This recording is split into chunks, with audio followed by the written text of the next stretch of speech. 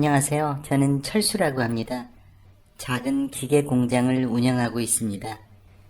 결혼한 지는 한 3년 정도 됐습니다. 우리 부부는 사이가 꽤 좋았습니다. 한 가지, 와이프가 불임이란 사실만 제외하고요. 그래서 아직 아이는 없는 상태였습니다. 결혼한 지 몇 년이나 되었는데도 아이가 없는 것에 저와 와이프 영희 둘 다 조금 섭섭하고 뭔가 허전하고 좀 아쉬울 따름이었습니다. 사실 지난 2년 동안 우리 부부는 아이를 갖기 위해 이 방법 저 방법 별의별 방법을 다 써봤지만 원하는 결과를 전혀 얻지 못했습니다. 그러던 어느 날 와이프가 불쑥 제게 서너 살가량 된 아주 예쁘게 생긴 여자아이 사진 하나를 들이밀었습니다. 우리 얘 입양하자. 입양하고 나면 아이 갖기 더 쉽다고 하더라. 어린아이의 기를 받아야 아이를 가질 수 있다는 미신 같은 얘기들을 믿는 사람들이 있다는 얘기를 어디선가 얼핏 들어본 적은 있었습니다. 하지만 저는 그따위 근거 없는 말을 믿고 아이를 입양한다는 것 자체에 상당히 거부감이 느껴졌습니다. 하지만 그때부터 와이프는 끈질기게 계속해서 저를 설득했고 결국 제가 동의하기에 이르렀습니다. 그렇게 여자아이를 입양했고 우리는 양딸에게 수미라는 이름을 지어주었습니다. 와이프는 아주 행복해했고 틈만 나면 고맙다는 말을 되풀이했습니다. 시간이 흐를수록 와이프와 딸아이의 사이가 더욱 가까워지는 것을 보며 아주 흐뭇했습니다. 심지어는 먼 발치에서 두 모녀를 가만히 바라보고 있자면 와이프와 양딸 수미가 닮은 점이 꽤 많다는 것이 놀랍기도 했습니다. 수미가 초등학교에 입학할 무렵에는 와이프가 장모님을 자주 집으로 불러 손녀와 노시게 해드리곤 했습니다.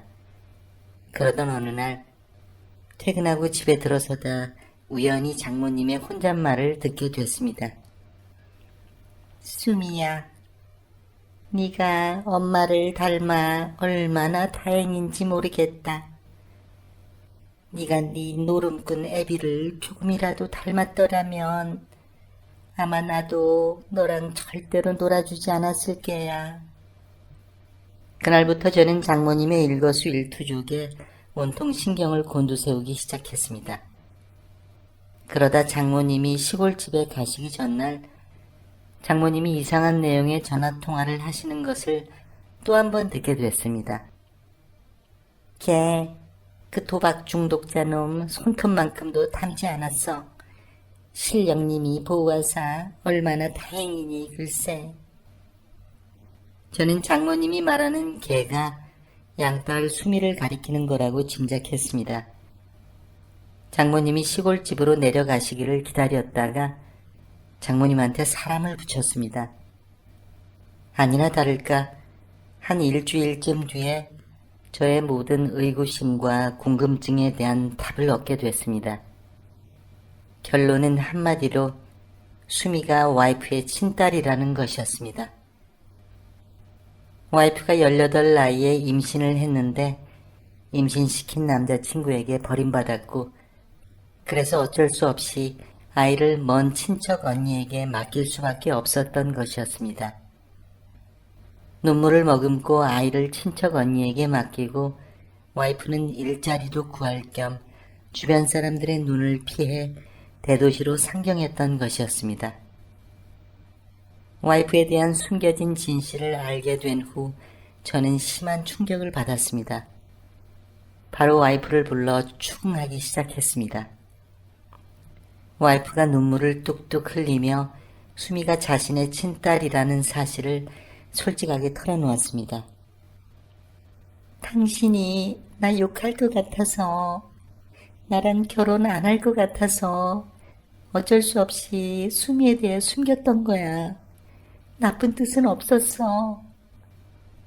저는 잔뜩 겁에 질린 얼굴로 모든 걸 솔직하게 털어놓는 와이프의 얼굴을 바라보며 와이프의 고백이 진정 진심임을 느낄 수 있었습니다.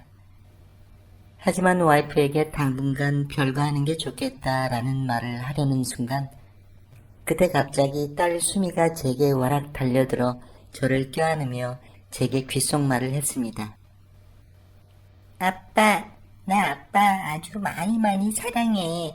그러니까 우리 엄마 야단치지 마. 엄마 울면 엄마 불쌍해. 천진난만하고 순수한 어린 딸의 말에 저는 그만 울컥하고 말았습니다. 딸아이를 안고 뽀뽀해주며 와이프에게 다가갔습니다.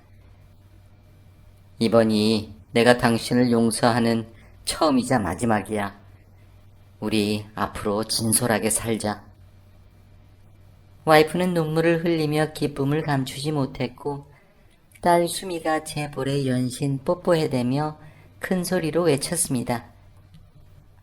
수미가 아빠 아주 많이 사랑해. 우리 아빠 짱 착해. 이토록 사랑스러운 딸을 갖게 된 것도 나에게는 큰 복이다라는 생각을 하며 말로 다 형용할 수 없는 행복함을 느꼈습니다. 누구에게나 과거의 과오가 있을 수 있죠. 하지만 그 과오를 여러분이 너그러이 눈 감아주고 용서해 주세요. 그들도 자신들의 과오를 바로잡고 더 나은 미래를 꿈꿀 권리가 있는 거니까요.